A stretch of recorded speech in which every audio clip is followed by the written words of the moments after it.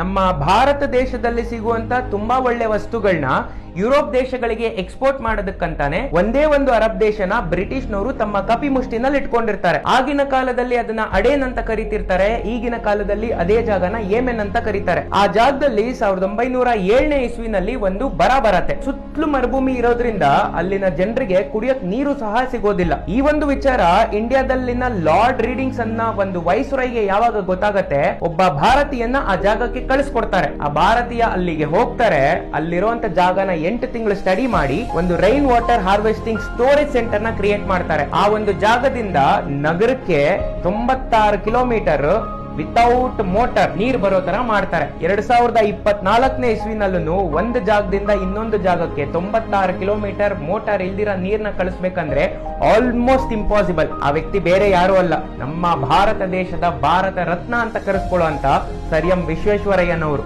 ಎಂತ ಮಹಾನುಭಾವ ಅಲ್ವಾ ಗುರು, ಮಿರಾಕ್ಲಸ್ ಪ್ರಾಜೆಕ್ಟ್ ಮಾಡಿದಾರಲ್ವಾ, ಅದು 100 ವರ್ಷಗಳ ಮುಂಚೆ. So bottom line of the story is very simple ಸ್ನೇಹಿತರೆ. ಅಪ್ಪಿ ತಪ್ಪಿನು ಯಾವುದೊಂದೇ ಕಾರಣಕ್ಕೂ ಯಾವುದೊಂದೇ ಕೆಲಸಗಳನ್ನು ಮಾಡಕ್ ಹೋಗ್ಲೇಬಾರ್ದು.